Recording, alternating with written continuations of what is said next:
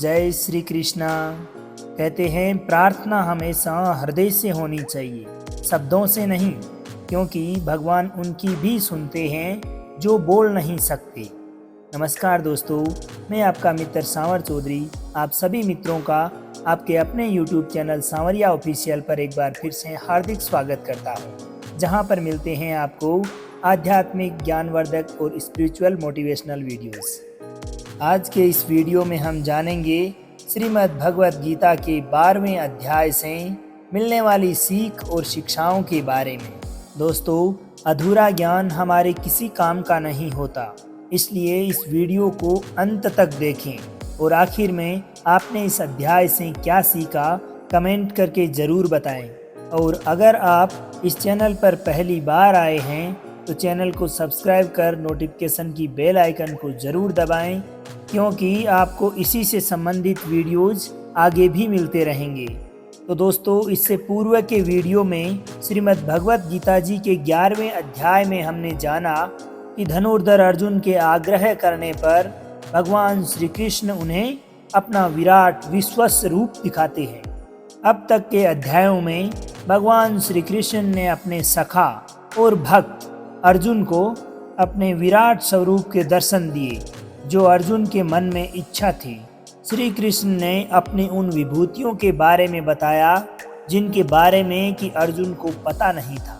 अर्जुन ने अपने जीवन में महाभारत के उस समय तक जब श्रीमद् भगवत गीता भगवान श्री कृष्ण ने सुनाई, तब तक अर्जुन ने भगवान श्री कृष्ण को केवल और केवल अपना एक मित्र माना था।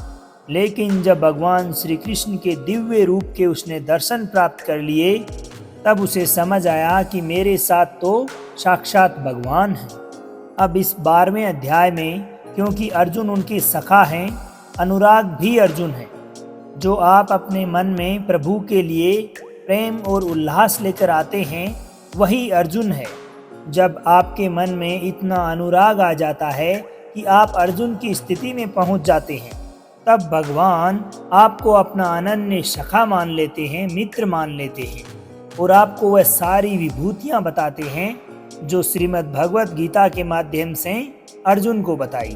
अब श्रीमद् भगवत गीता जी के 12वें अध्याय में आध्यात्मिक साधनाओं के अन्य मार्गों की अपेक्षा भक्ति मार्ग की श्रेष्ठता के महत्व पर प्रकाश डाला गया है।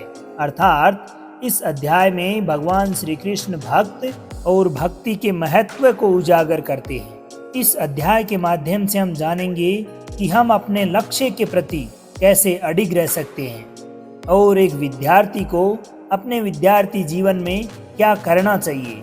तो चलिए विस्तार से जानते हैं श्रीमद् भगवत गीता जी के 12वें अध्याय से मिलने वाली सीख और शिक्षाओं के बारे में। 12वें अध्याय के प्रारंभ में भगवान श्री कृष्ण कहते हैं कि हे अर्जुन, जैसा तूने देखा तेरे सिवाय ना कोई पाया है और ना ही कोई पाएगा, किंतु अनन्य भक्ति और अनुराग स्वरूप जो भी मुझे भजने लगता है, मेरी आराधना करने लगता है, वह मुझे देख सकता है, मुझे जान सकता है, यहाँ तक कि मुझ में प्रवेश भी पा सकता है। अर्थात अपनी इस आत्मा को परमात्मा में विलीन कर सकता है। इस अध्याय का प्रारंभ अर्जुन द्वारा भगवान श्री कृष्ण से पूछे गए इस सवाल से होता है। अर्जुन पूछते हैं कि योग में किसे पूर्ण माने, क्या जो भगवान की साकार रूप में भक्ति करते हैं उन्हें, या वे जो निराकार ब्रह्मा की सदैव उपासना करते हैं उन्हें। इसका उत्तर देते हुए भगवान श्री कृष्ण कहते हैं कि हे अर्जुन, ये दोनों ही मार्ग व्यक्ति को भगवत प्राप्ति की ओर ही ले जाते हैं, किंतु वे उनकी साकार रूप में पूजा करने वाले भक्त का श्रेष्ठ योगी के रूप में सम्मान करते हैं।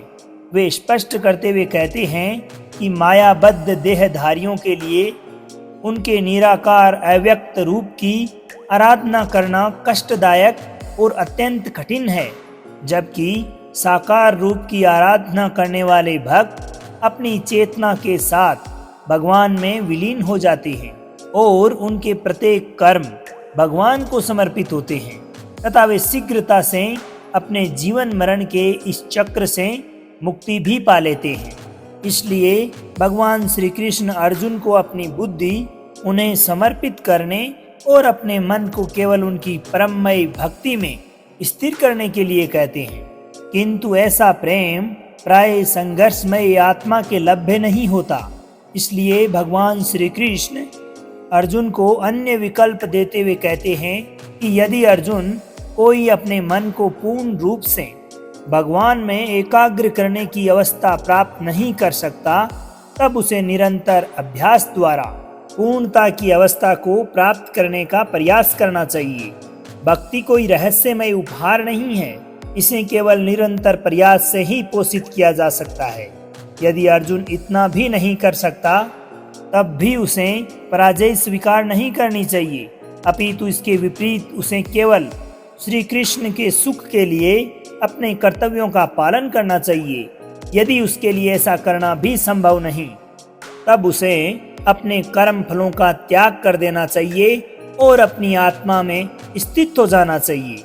अब आगे भगवान श्री कृष्ण बताते हैं कि अपने लौकिक क्रमों से श्रेष्ठ ज्ञान का अर्जन करना है, और ज्ञान अर्जन करने से भी श्रेष्ठ है ध्यान, और ध्यान से भी श्रेष्ठ है अपने कर्म फलों का त्याग कर देना, जो तुरंत परम शांति प्राप्त करने के मार्ग की ओर ले जाता है। इस अध्याय में उनके प्रिय भक्तों के गुणों का वर्णन किया गया है, जो भगवान को अत्यंत प्रिय हैं। इस अध्याय के प्रारंभ में अर्जुन कहते हैं, एवं सतत युक्ता ये भक्ता सत्वाम पर्युपासते ये चापेक्षरम व्यक्तम तेसाम के योग वित्तमः। अर्थात अर्जुन ने भगवान से पूछा कि आपके साकार रूप पर दृढ़ता पूर्वक निरंतर समर्पित होने वालों या आपके अव्यक्त निराकार रूप की सदैव आराधना करने वालों में से आप किसे योग में पूर्ण मानते हैं। इस बात का उत्तर देते हुए भगवान श्री कृष्ण कहते हैं कि मयया वैश्य मनो ये माम नित्य युक्ता उपासते श्रद्धया पर्योपेतास्ते मे युक्तमा मतः। अर्थात मेरे वो भक्त जो मुझ में ही अपने मन को स्थिर रखते हैं और सदैव दृढ़ता पूर्वक श्रद्धा के साथ मेरी भक्ति में तल्लीन रहते हैं, मैं उन्हीं को सर्वश्रेष्ठ योगी मानता हूँ। अतः अर्जुन ने ये जब प्रश्न पूछा कि हे भगवान, आपको क्या मानकर पूजना ज्यादा अच्छा है, साकार रूप या फिर निराकार रूप, तब श्री कृष्ण बताते हैं कि जो भक्त मन को एकाग्र करके श्रद्धा से युक्त होकर मेरे सगुण रूप परमेश्वर को भजते हैं, वो भक्त मुझे सदैव श्रेष्ठ लगते हैं। किंतु वे जो अपने इंद्रियों को वश में करके मन बुद्धि से परे मेरे अविनाशी रूप पर ध्यान लगाते हैं, वे अंततः मुझे ही प्राप्त होते हैं। जो भक्त अपने कर्मों को मुझ में अर्पण करके सदैव मेरा चिंतन करता है, वे भी अंततः मुझे ही प्राप्त होते हैं। इसलिए हे अर्जुन, तू अपने मन को पूर्ण रूप से मुझ में ही लगा, और अगर तेरे लिए मन को वश में करना संभव नहीं है, तो तू योग द्वारा मुझे प्राप्त करने का प्रयत्न कर। जिसके क्रोध और तमाम प्रकार के द्वेष समाप्त हो गए हैं, वह भक्त मुझे बहुत पसंद है। अगर तू अपने मन को रोकने के अभ्यास में भी असफल है, तो फिर तू मेरे लिए कर्तव्य परायण हो जा और कर्म फल का त्याग कर दे। अभ्यास से ज्ञान श्रेष्ठ है, ज्ञान से मुझ परमेश्वर का ध्यान श्रेष्ठ है, और इस ध्यान से भी श्रेष्ठ है सभी कर्मों के फल का त्याग करना, जिससे व्यक्ति को तुरंत ही शांति मिलती है। जो व्यक्ति हर प्रकार से सुख दुख, शत्रु और मित्र भाव, लाभ हानि, मोह और इच्छा, हर तरह के मौसम से मुक्त है और सभी प्राणियों को बराबर देखता है, और जो अपने मन तथा इंद्रियों को पूर्ण रूप से अपने वश में कर चुका है, वही व्यक्ति परम आनंद के लिए श्रेष्ठ है।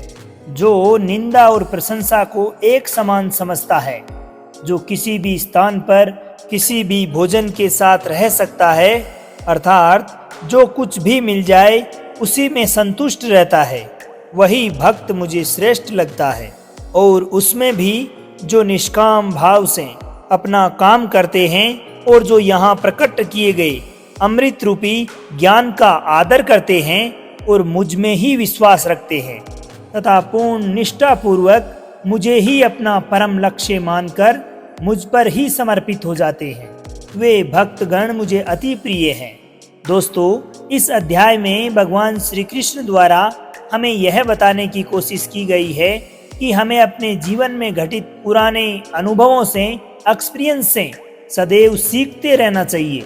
एक विद्यार्थी को अथवा एक ऐसे इंसान को जिसने अपने जीवन में ऐसा बड़ा टारगेट निश्चित कर रखा है, जो अपने जीवन में कुछ बहुत बड़ा करना चाहता है, उसे अपने आप को अपने गुरु के प्रति समर्पित कर उनके द्वारा दिखाए गए उचित मार्ग का चयन करके अपने लक्ष्य की प्राप्ति के लिए सदैव कर्म करते रहना चाहिए।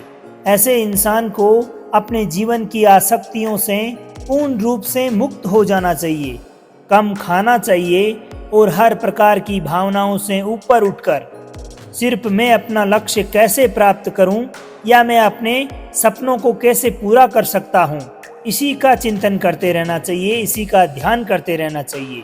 अगर कोई इंसान अपने टारगेट के प्रति पूर्ण रूप से डेडिकेट होकर उसी का ध्यान करता है, उसी के बारे में सोचता है, बाकी अपने जीवन में आने वाले तमाम प्रकार के उतार चढ़ाव, सुख दुख अथवा कैसी ही परिस्थिति हो, उसको नेग्लेक्ट कर देता है, तो ऐसा इंसान बहुत ही कम समय में अपने लक्ष्य को प्राप्त करता है। ये था श्रीमद् भगवत गीता का 12वां अध्याय। दोस्तों, मैं आशा करता हूँ कि आपने इस वीडियो से बहुत कुछ सीखा होगा। अगर आपको वीडियो अच्छी लगी हो तो वीडियो को लाइक कर कमेंट में राधे राधे अवश्य लिखें और अपने दोस्तों के साथ भी साझा करें। तो दोस्तों, अब आज्ञा दीजिए आपके मित्र सांवर चौधरी को। मिलते हैं श्रीमद् भगवत गीता जी के 13वें अध्याय की सीख और शिक्षाओं के साथ।